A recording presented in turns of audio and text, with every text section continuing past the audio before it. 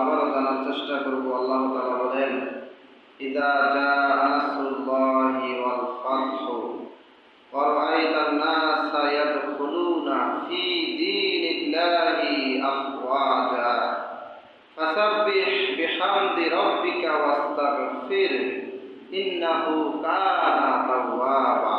আমরা বলি আলহামদুলিল্লাহ। আল্লাহ রাব্বুল আলামিন বলেন, ইযা জাআ নাসরুল্লাহি ওয়াল ফাতহু ওয়া রাআইতান নাসা ইয়াদখুলুনা ফি দীনিল্লাহি আফওয়াজা ফাসাব্বিহ বিহামদি রাব্বিকা ওয়াস্তাগফির ইন্নাহু কানা তাওয়াবা। আল্লাহ রাব্বুল আলামিন বলেন, ইযা জাআ নাসরুল্লাহি ওয়াল ফাতহ, যখন আল্লাহর পক্ষ থেকে আল্লাহর মদদ আসবে, সাহায্য আসবে, তখন ও আমার নবী তুমি দেখতে পাবে আল্লাহর দ্বীনের মধ্যে রাআইতান নাসা ইয়াদখুলুনা, আপনি দেখতে পাবেন দ্বীনের মধ্যে মানুষকে প্রবেশ করতেছে। সুবহানাল্লাহ। প্রথমে আল্লাহ বলেন, ইযা জাআ নাসরুল্লাহি ওয়াল ফাতহ, যখন আসবে পৃথিবীর মধ্যে আল্লাহর পক্ষ থেকে আল্লাহর বিজয় এবং সাহায্য। ইযা যখন আসবে, জাআ নাসরুল্লাহি যখন আল্লাহর সাহায্য আসবে, ওয়াল ফাতহু এবং আল্লাহর বিজয় আসবে, তখন আল্লাহ আবার বলতেছেন, ওয়া রাআইতান নাসা ইয়াদখুলুনা, ও নবী আপনি দেখতে পাবেন মানুষদেরকে আমার দ্বীনের মধ্যে প্রবেশ করতেছে। ফি দীনিল্লাহ, আপনি দেখবেন ইয়াদখুলুনা, তাদেরকে প্রবেশ করতেছে। ফি দীনিল্লাহ, আল্লাহর দ্বীনের মধ্যে। আফওয়াজা, দলে দলে। আপনি দেখবেন দলে দলে আমার দ্বীনের মধ্যে প্রবেশ করতেছে মানুষ, মানে যার যার ধর্মকে গুটিয়ে রেখে আল্লাহর ইসলামের মধ্যে, দ্বীনের মধ্যে নবীকে মানতেছে, আল্লাহকে মানতেছে। যার যার ধর্ম ছেড়ে একমাত্র বলতেছে, ইন্না মুমিনুন, আমরা সবাই ঈমান আল্লাহ। সুবহানাল্লাহ। আল্লাহ বলতেছেন, যখন আল্লাহ সাহায্য আসবে, সাহায্য, আর এই সাহায্য আসবে কার জন্য? মুসলমানের জন্য। কার জন্য? ঈমানদারের জন্য। যেমন বদরের প্রান্তরে আল্লাহর হাবিব 313 জন সাহাবীকে নিয়ে এক দুর্বল, অসজ্জিত, দুর্বলপূর্ণ এক সৈন্যবাহিনী নিয়ে কাফেরের সাথে যুদ্ধে গেলেন। কাফেররা ছিল হাজার হাজার, আর মুসলমান হইল অল্প, দুর্বল এক টিম। কিন্তু তাদের ঈমান আর আমলের কারণে আল্লাহ বললেন, ওয়ালাকাদ নাসারাকুমুল্লাহু বিবাদরিন ওয়া আনতুম আযিল্লাহ। সুবহানাল্লাহ। ও নবী, ও বদরের প্রান্তবাসীরা, তোমরা বদরের যুদ্ধে ছিলে দুর্বল, তাই আমি আল্লাহ তোমাদেরকে সাহায্য করলাম। সুবহানাল্লাহ। আল্লাহ নিজে তাদেরকে সাহায্য করলেন। এমন সাহায্য 313 জন মুসলমানের সাথে কাফের বেঈমান প্রায় 1000 সুসজ্জিত এক সৈন্যবাহিনীর সাথে লড়তে গেলেন।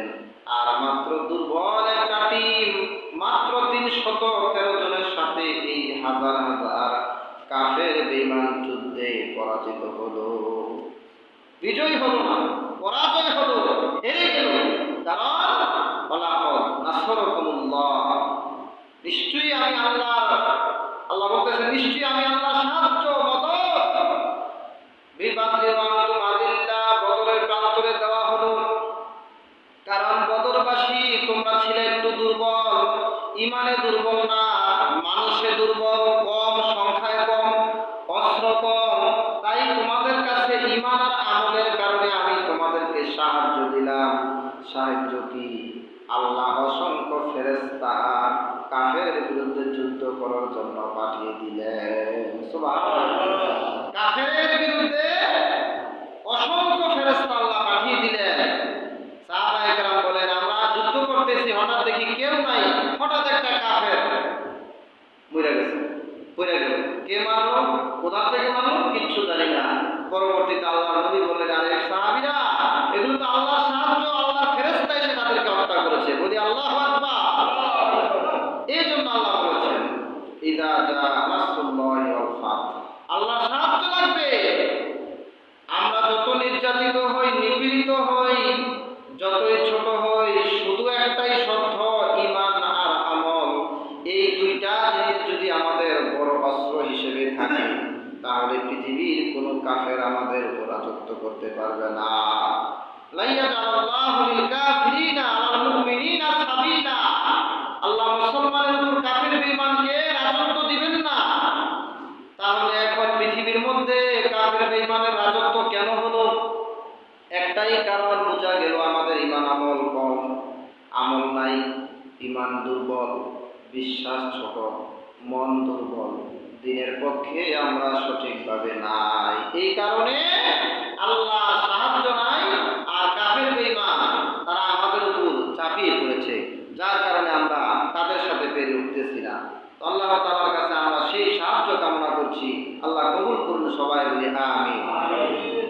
আল্লাহ তাআলা এই জন্য বলেন, ইযা জা নাসরুল্লাহি ওয়াল ফাত, যখন আমি আল্লাহর বিজয় আসবে আর সাহায্য আসবে, ওয়ারাআইতান নাসা ইয়াদখুলুনা, ও নবী অথবা অবিশ্বাসীরা, ও মানুষ, ঈমানদাররা, মুসলিম দেশের মুসলমানরা, ও সিরিয়ার মুসলমানরা, ইরাকের মুসলমানরা, কাশ্মীরের মুসলমানরা, মায়ানমারের মুসলমানরা, ফিলিস্তিনি, সিরিয়ার শরণার্থীরা, শোনো, যখন আমি আল্লাহর সাহায্য আসবে, ওয়ারাআইতান নাসা, তোমরা দেখবে মানুষদেরকে ইয়াদখুলুনা, প্রবেশ করতেছে, ফি দীনিল্লাহ, আমি আল্লাহর দ্বীনের মধ্যে। কন্যা সুবহানাল্লাহ।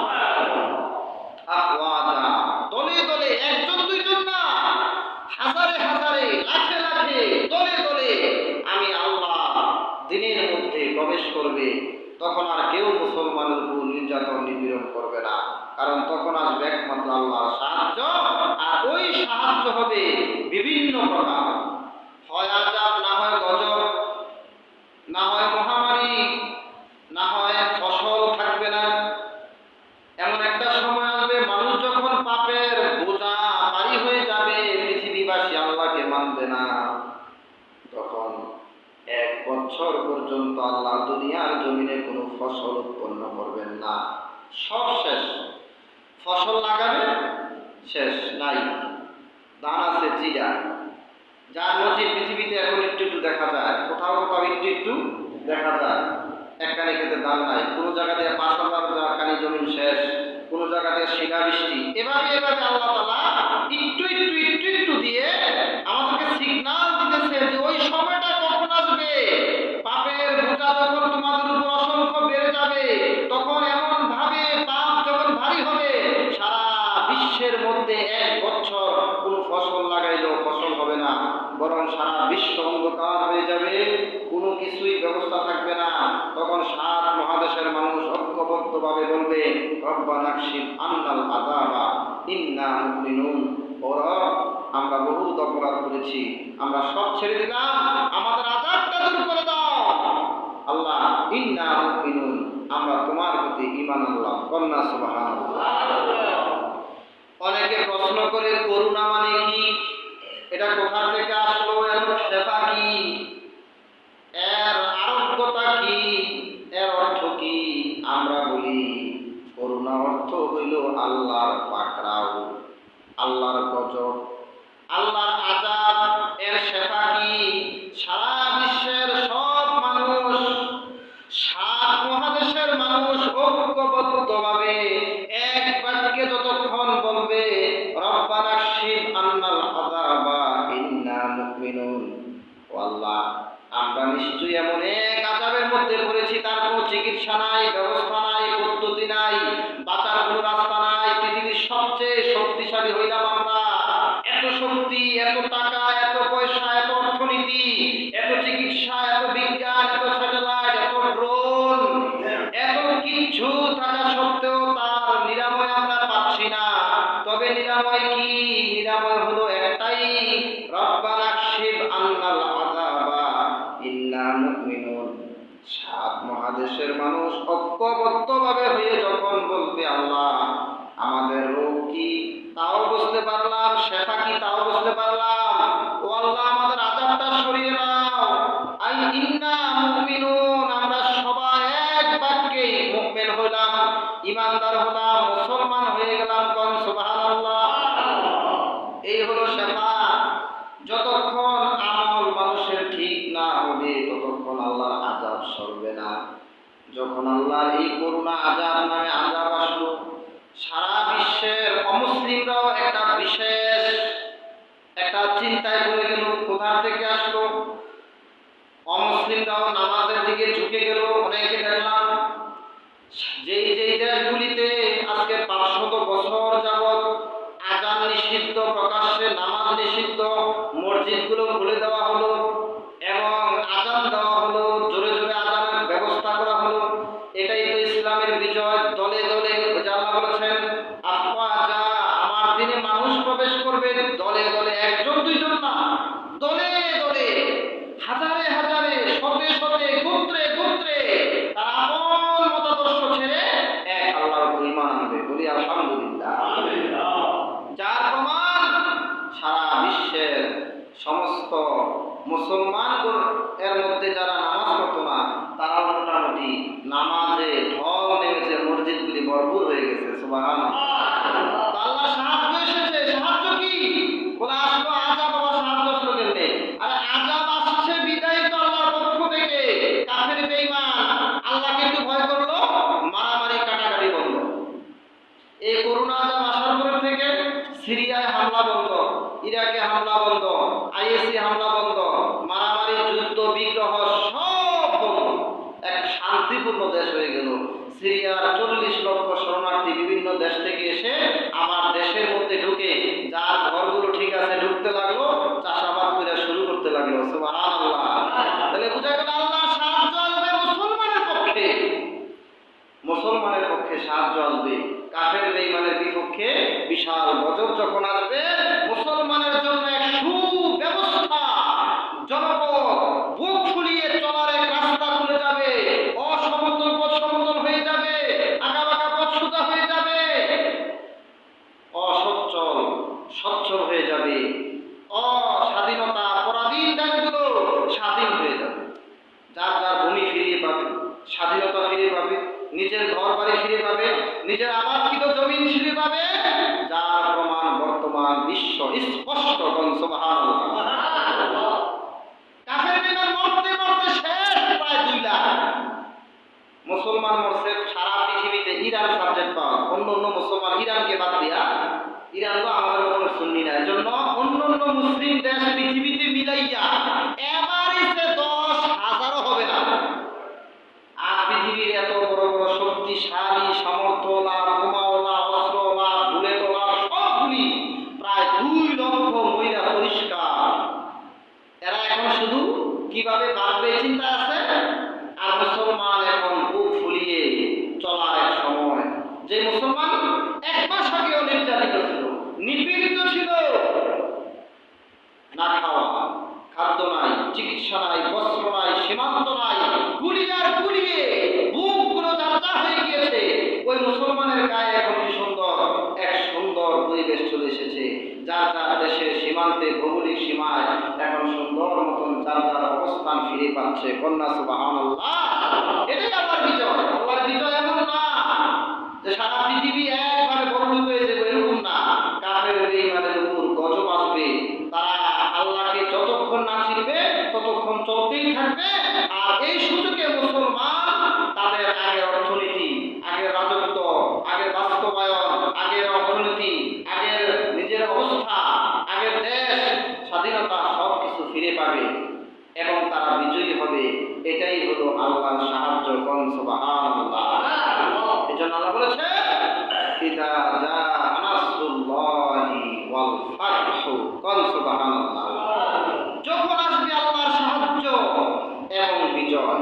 সাহায্য শুধু তাই না, সাহায্য এবং বিজয়। বিজয় কি? মুসলমানের দেশের স্বাধীনতার বিজয়। আর সাহায্য কি? সাহায্য হলো তারা যে অস্ত্র নাই, শস্ত্র নাই, কিভাবে লড়বে, অস্ত্র ছাড়াই এটা হলো তাদের সাহায্য। কোন সুবহানাল্লাহ। আর এত অস্ত্র, এত ড্রোন, ক্ষেপণাস্ত্র, রণতরী, প্রশান্ত মহাসাগরে ভরপুর শিপ, রকেট, মিসাইল, ক্ষেপণাস্ত্র, বোমা, পারমাণবিক অস্ত্র, স্যাটেলাইট সবগুলি থেকেও আজকে তারা এখন অসহায় এবং পরাজিতর মতো তাদের দেশের এখন স্বাধীনতা পরিণতা, সচ্ছলতা পরিণতা, কামাই রোজগার পরিণতা, তারা এখন সবচেয়ে ফকির এবং মিসকিন গরিবের মতন, যার প্রমাণ পৃথিবীর সবচেয়ে উন্নত আমেরিকার, ইউরোপের মতন দেশগুলো। আমি দেখলাম মোবাইলের মধ্যে ইটালির মানুষেরা তাদের আপন বাপ মা বৃদ্ধ এই বোঝালা রেখে ফালাইয়া ঘরে ফালাই রেখা কোটি কোটি বিলিয়ন টাকার বাড়ি ফেলে, বাপ মা ফেলে, এবং নিজেদের যে টাকা পয়সাগুলো আছে এই টাকা পয়সাগুলো রাস্তায় ছিটকে দিতেছে পাতার মতো। যে বাড়ি, যেই ভালো টেকনোলজি, যেই টাকার জন্য, যে অর্থনীতির জন্য আজকে এত কিছু করলো, মধ্যপ্রাচ্যের তেল সম্পদগুলো চুষে নিল, মাত্র 20 বছরের খেলা, এখন আবার খেলা সমাপ্ত। যে অর্থনীতির জন্য এত কিছু করলো ওগুলি এখন পায়ের তলে নিজে স্বেচ্ছায় সব কেনে ইটা দিয়া রাস্তার ময়লার মতো ফালাইয়া দিয়া এখন বাঁচছে। পুলিশ আয়া দেখে পুরো একটা মহিলা রয়েছে খালি ঘরের মধ্যে, লাখ লাখ কোটি কোটি টাকা, ইউরোপীয় টাকা রাস্তায় ঘুরে রয়েছে। নিবকে যে নিব হ্যাঁ তো জীবন নিয়ে করা হয়। আল্লাহু আকবার। ওই টাকা, ওই অর্থনীতি তোমরা স্বাধীন সার্বভৌমত্ব দেশগুলোকে অন্যায়ভাবে মুসলমানের সম্পদ চুরি করার জন্য হামলা করে হাজার বছরের লীলাভূমি, ইতিহাস ঐতিহ্যের সর্বশ্রেষ্ঠ সম্ভ্রান্ত নবীদের পদার্পণ যেখানে হয়েছিল, পদাচরণ হয়েছিল, যে জমিনের মধ্যে সবচেয়ে বেশি নামি দামি সম্ভ্রান্ত ইরাকের মতন, ফিলিস্তিনের মতন, সিরিয়ার মতন, ইয়ামেনের মতন এই 4-5টা দেশকে তোমরা এমন কইরা দিলা, শত শত বছর চেষ্টা করেও তারা পৃথিবীর জমিনে আর মানুষ বইটা নিজেকে পরিচয় দিতে পারে না।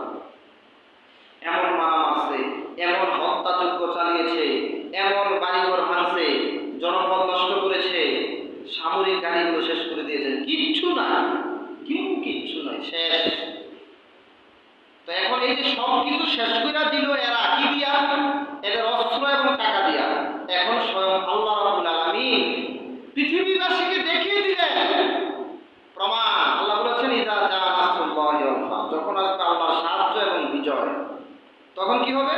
ওয়ারাআইতান নাস, ও মানুষ তোমরা দেখতে পাবে, ইয়াদখুলুনা, মানুষদেরকে ফি দীনিল্লাহ প্রবেশ করতেছে, আফওয়াজা, দলে দলে। কোথায়? আমার দ্বীনের মধ্যে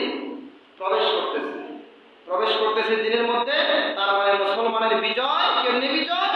অস্ত্র নাই, টাকাও নাই, আর অস্ত্র বস্ত্র খানা দানা করার কথা আমি দেখলাম পিন্দনের কাপড়গুলো ভালো করে নাই। কোথায় থাকে জানেন? বনে, জঙ্গলে, বন জঙ্গলে, নিকৃষ্ট জায়গায়, বেতমুরা, পাহাড়ের নিচে, সাগরের পারে, দেওয়াশে উড়ে যাচ্ছে। এই মানুষগুলোর কিছু নাই, খাদ্য নাই, টাকা নাই, পয়সা নাই, স্বাধীনতা নাই, অস্ত্র নাই, শরীর দিয়ে যে যুদ্ধ করবো না খাইয়ে এমন শুকাইছে তাদের শরীরে কোনো রক্তও নাই। তো তাদের কি কিছু আছে? এই না থাকার পরেও আজকে আবার তারা কোনো যুদ্ধ ছাড়া তাদের স্বাধীনতার সার্বভৌমত্ব দেশের মধ্যে আবার ফিরে গিয়ে গড়টা ফিরা পাইল। এখন আবার বাস্তবি শুরু করেছে, এখন আবার বাড়িঘর আবাদ করা শুরু করেছে, এখন আবার জমি জমা চাষ করা শুরু করেছে। কন্যা সুবহানাল্লাহ। তাহলে স্বয়ং আল্লাহ মুসলমানের পক্ষে ডিফেন্স দিলেন, কাফের বেঈমানের বিপক্ষে আল্লাহ রাব্বুল আলামিন মুসলমানের বিজয় এভাবেই তিনি দিয়েছেন, যেভাবে বদরের যুদ্ধে দিলেন, যেভাবে আল্লাহ পৃথিবীবাসীকে বর্তমানে দিলেন, যার প্রমাণ আমরা নিজে দেখলাম। ইযা জা নাসরুল্লাহি ওয়াল ফাতহ, যখন আল্লাহর বিজয় আসবে আর সাহায্য আসবে, তখন কি হবে? মানুষ পৃথিবীতে মুসলমানের মধ্যে, দ্বীনের মধ্যে, ঈমানের মধ্যে, মসজিদের মধ্যে একজন দুইজন না, ওয়াজা, দলে দলে